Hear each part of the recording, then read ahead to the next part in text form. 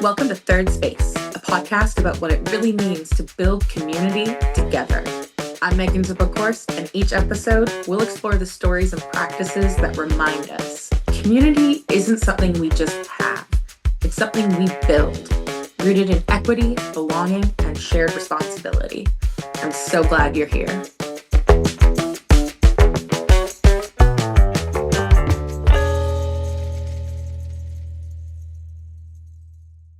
The lights dim and cheers erupt from the back of the room.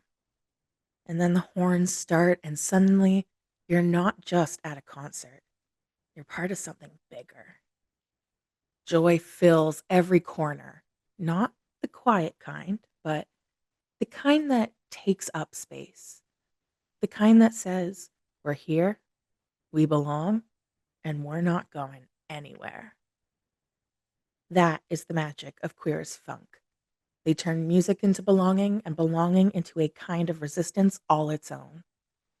And for the very first conversation in our third space, I sit down with Jocelyn Macdougall, Alison Gorman, and Kat Hiltz, members of Vancouver's hottest queerest funk band. And probably the world's hottest queerest funk band, if we're being honest.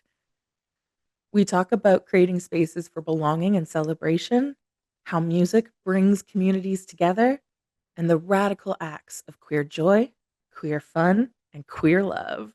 I think it's community is about connective tissue. I think it's different kinds and different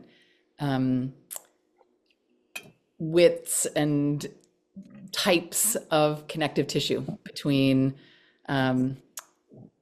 people who care about each other's well-being.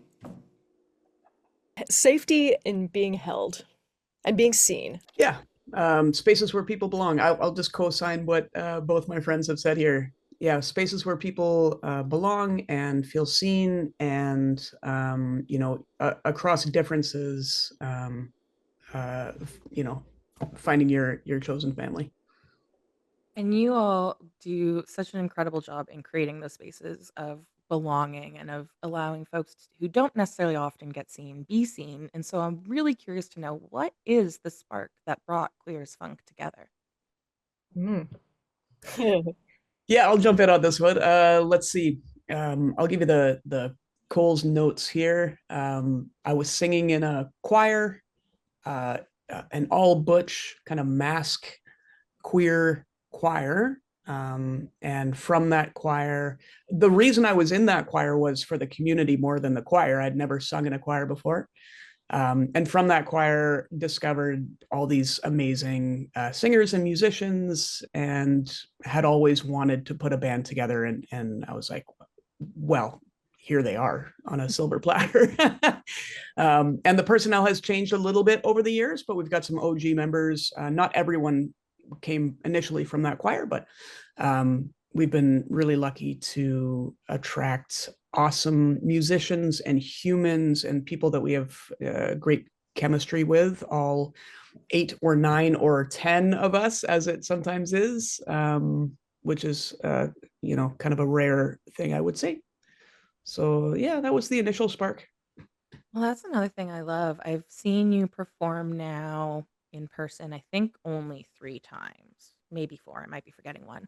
But I feel like every time there's a new additional musician, or you've got another guest jumping in for someone to fill. So it's every time you kind of get a new flavor of someone or a new introduction to someone, and it again kind of makes that community feel even more expansive than just the, like you said, 7, 8, 9, or 10 that are often in the band. Mm-hmm. Mm-hmm. So what was it that, you spoke to it a bit, Alison, but what was it that you wanted to create that you weren't necessarily seeing in music spaces at the time? I wanted to create a band where that was specifically a queer band, so that it was a band for people that kind of navigate the world in the same way as I do, and as the other people in the choir did, for example. I had always wanted to start a band of some kind all through music school. I saw other people doing it, and I was like, I could do that. I like good music. I can run a rehearsal. and that's not how we run the band anymore. We don't run it with, you know, me telling everybody what to do. We're very much a collective, to be Sorry. clear. I saw Cat's face. We're very much a collective, and that works really well for us. But yeah, does that answer your question? Oh, of course. And maybe Awesome. Jocelyn and Kat, what was it then that drew you to the band? Well, Mm. I'm happy to jump in here and say I'm not quite an OG member, but pretty close. What initially drew me to the band is that they didn't have a doo-wop girl. They were doing all this Motown music. They didn't have a doo-wop girl, and I was like, "Yo, this is my band!" Like they didn't have any femmes, and I was like, "Hello, I'm here for you." And then I spent like many months trying to weasel my way into Allison's affections. We didn't know each other very well at the time, but all that to say that. Yeah, having an opportunity, not as a person who was a singer, sort of, but not had never been in another band prior to being in Queerest Funk. Um, I just was completely enamored with this sort of queer rock band situation, and felt like there was a me-shaped hole in the lineup, and slowly but surely managed to make that a reality. How about you, Kat? Yeah, when I first saw this band, like I'd heard of them, and I think I heard of them because there were like network, mutual friends with my musician friends. And I went to see the first show, and I was like, this band, like they're doing everything I want to do, like playing cool music with good musicians in good rooms, like good venues with good turnouts. And their sole purpose is to gather community. It's like we are gathering and celebrating and dancing and making music together because we are queer, and it's like this is the thing. It's like almost like it encapsulates the reason I moved to Vancouver in the first place, because like it's what I was like craving, is to be part of both of these worlds in the same, like music is such a huge part of my life and being queer is such a huge part of my life. So to have both of those things is a really amazing thing. No, this is just when I saw them. When I saw them for the first time, I was like, wow, this is a really cool band. And there was a feeling, and I was like, I feel like I'm gonna be in this band. But I don't know how to describe it other than that. But like then like years later, it happened. I'm curious now. How many years later was Oh geez, what was that? It was a Fear is Funk show, was the Here's first Funk. Okay, episode. that was a while ago. Yeah. Was that 2015? Yeah, probably 2015 was the last time we did a Furious Funk. Yeah, in our Ghostbusters outfits. Yes. I'm Nice. gonna need a photo of that if Oh, one we of have Oh, one. we'll please get and to a Oh, thank photo. you. Yeah, yeah. yeah. Thank you. Jocelyn's is excellent. Oh, Courtney yes. Weaver. Yeah. Spit an image. So your shows have been described as more than concerts. They're gatherings and sometimes even lifelines in rural and remote communities. And that's something I can personally speak to as we had you be one of the official first events for the Hope Pride Festival. Um, and yeah, that night will forever live in my memory. The energy of that night, the what it meant to the people in the room that night.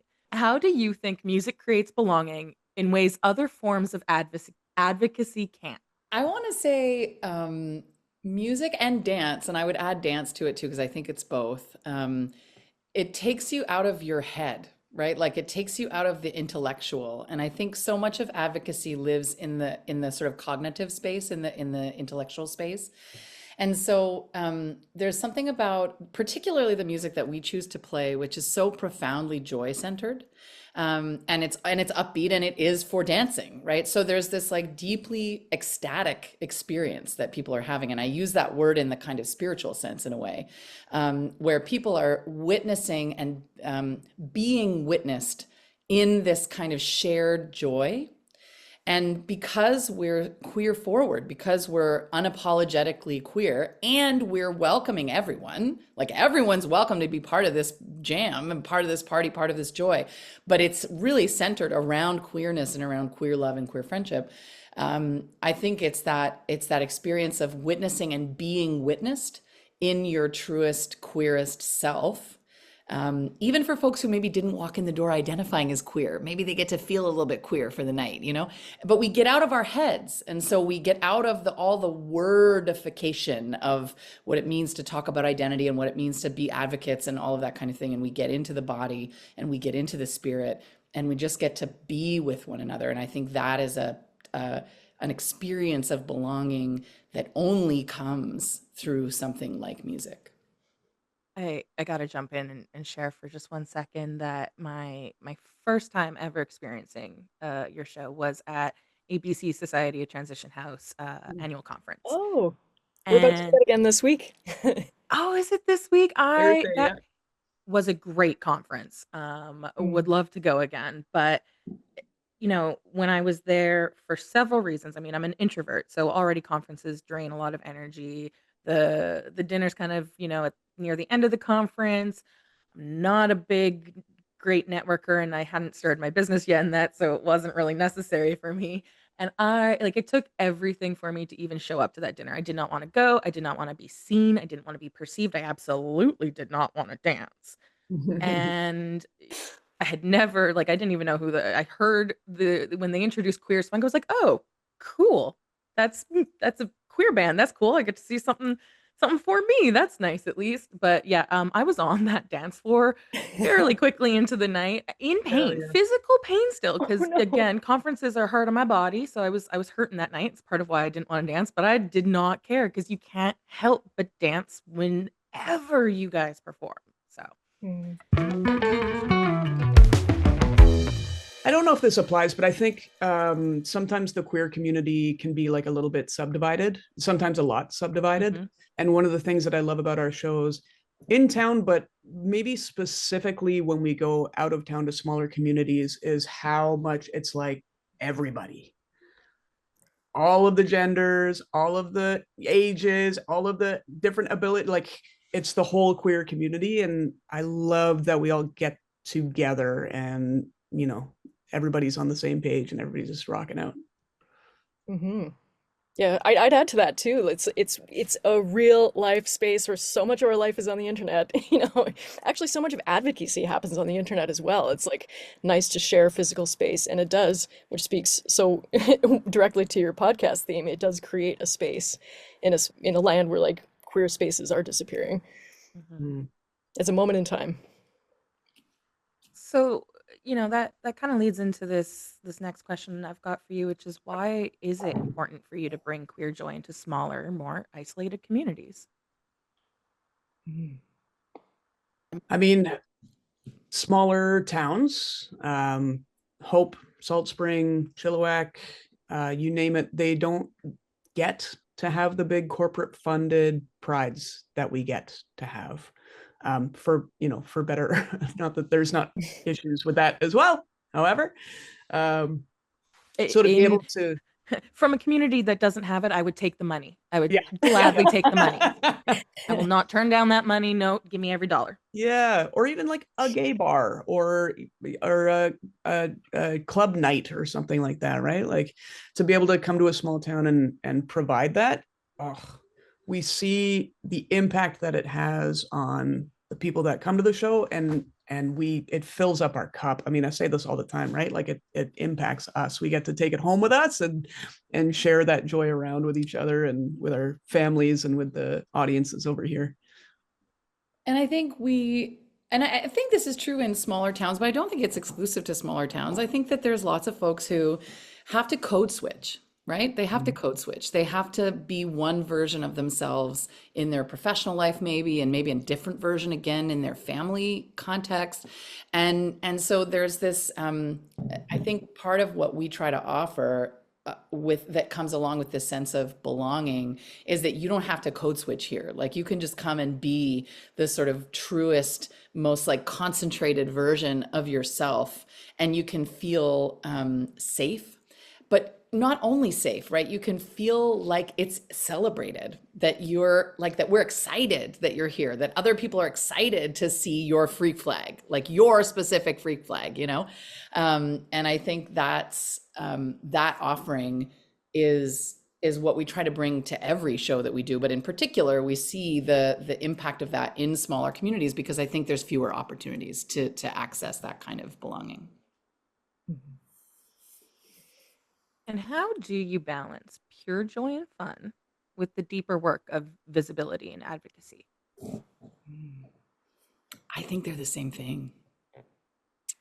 I think they're the same thing. Like, I think that's what we talk about so much is that the like queer joy and queer love, like that's the revolution, right? Like it's not, we're not trying to balance two sides of one coin. Like they are the same.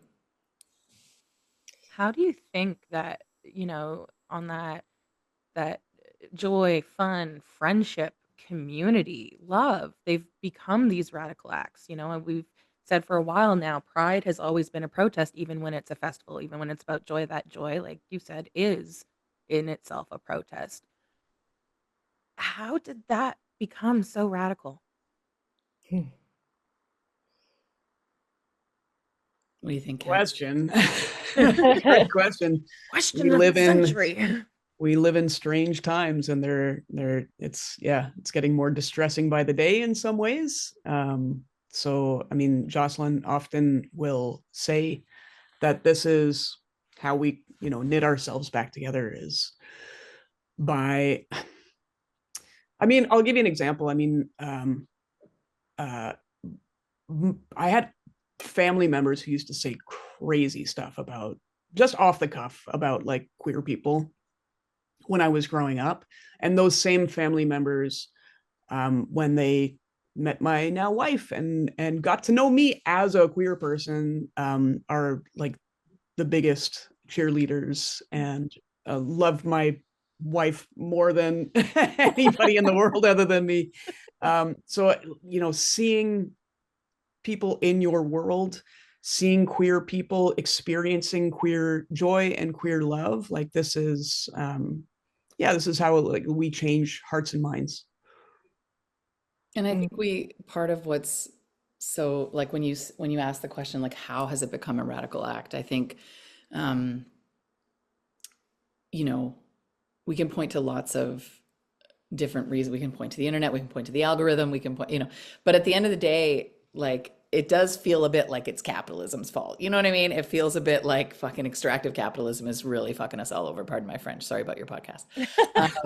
It just got demonetized. Shoot, as if I have the subscribers to wasn't even because of the F word. Place. It was because of the C word. Dang it. Colonialism? Oh no, capitalism. Oh. Okay. Together. We'll need another episode to talk about colonialism. That's a whole other episode. Yeah. But I think at the end of the day, that what the point I'm making very poorly is it's individualism, right? Like the system that we live inside of is designed to keep us separated from one another. That's how it makes money off of us. That's how it controls us. That's how it keeps us afraid. That's how it keeps us afraid of each other. And I think for us, one of the things that we understand to be true is that you can't be afraid of somebody you love.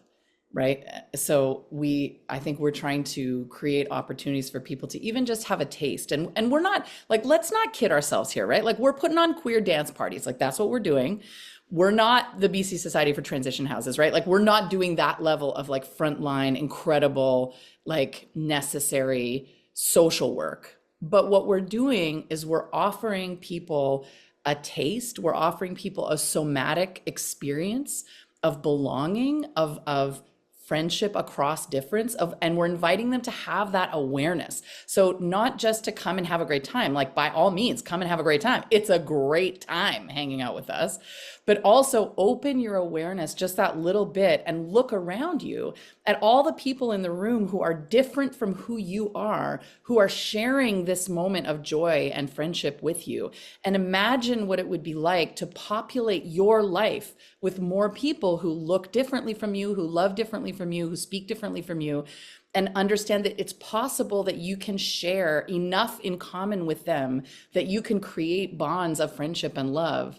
And that is the thing that will allow us to fight that all of these processes that are trying to keep us separated from one another. And that's the thing that will allow us ultimately to have collective power and to build the kind of future where everybody gets a chance to thrive. Yeah. I don't know how, but Kat, anything to add to that? Joy fills our cup.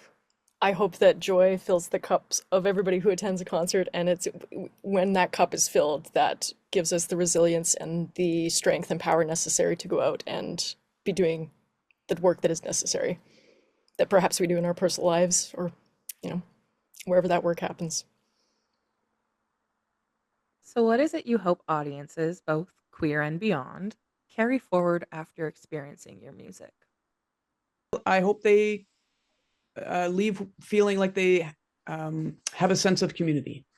Mhm. Just to draw it back to that first question there. Yeah, I hope they leave feeling seen, feeling joy, feeling uplifted, feeling optimistic. Hopefully, coming out with a little bit of optimism to bring forward into their lives. Yeah, I hope people leave with a sense of possibility, Mm. a sense of um,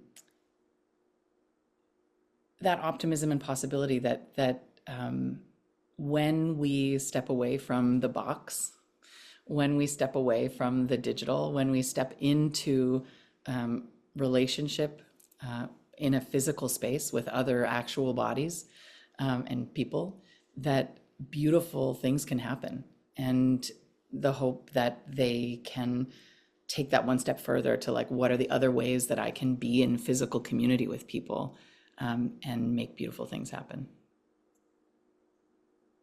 Yeah, those are great answers. I don't think I have anything to add. It's feeling like you have, even if you don't have their names or places, if you're not friends with all those folks, is like those folks see you and these folks will support you, and we're all fighting for equity in the same ways. So when you enter those difficult situations, then you have all these people figuratively behind your back.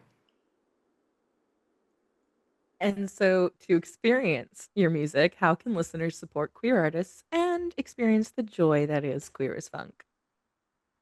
I would say I'm be, glad you be asked. experiencing queer artists, and then I'll hand it over to Yeah. Alan to do the like marketing. But I say like pay attention, make a point, make a point of looking out for the queer artists that are performing in your community at like a tiny little, open mic all the way to, when Sam Smith comes to the arena. But like, use your money, go and spend it on seeing queer performance artists of any description, theater, music, anything, dance, all of it. There's so many queers in the arts, like we're everywhere. You can't throw a rock without hitting a queer person in the arts somewhere. You know what I'm And saying? we're kind So of good at it too. we're very good at it, as it turns out. We're very strong at artsing. But no, the upshot is pay attention and use your dollars to support queer art anywhere you can see it. Absolutely.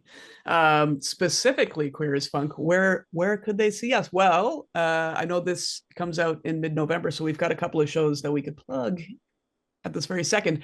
We are going to be playing with the incredible John Boutte from New Orleans. He's going to be coming up. We've got the Terminal City Brass Band. We've got Don Pemberton. We're going to be backing up John for the whole set and also singing a bunch of tunes with him. He's just a legend. He's outrageously good. So that's at the Blue Shore Center in North Vancouver at Capilano University, November 24th. It's a Monday night. Maybe it's sold out by now. I don't know, but you should go check. Who knows? And then the other show that we'll plug is New Year's Eve at the Wise Hall. Tickets just went on sale yesterday. We're over 25% sold. All Yes. All right. Yes, I we gotta are. go get my ticket. Go get your tickets. And that's going to be a great time. And we've got our full band as well as our lovely prodigal son, Luis Babyface Melgar, back from the ships for this one show. And our brother Nick James, who left us to go to Sault Ste. Marie. He's going to be coming back for this one show and playing some percussion. So it's going to be a full big band. We've got DJ Slade taking you through dance party styles after midnight. So yeah, it's going to be a great time. What a fantastic way to ring in the new year. Queerestfunk.com. Thank you so much to JMac, Allison, and Kat for joining me in our third space and helping us kick off the show. And thank you to you for listening, for being curious, and for choosing to be part of this shared space with us. Together, we're starting a conversation, a community, and a little bit of joy. And I'm so excited to see where we'll go from here. That's it for today in our third space. If you found this conversation meaningful, pass it on or leave a review. It's how our community grows. You can explore more stories and ideas at thriveandconnect.co. I can't wait to be with you again soon. Until then, let's keep tending to the work of belonging together.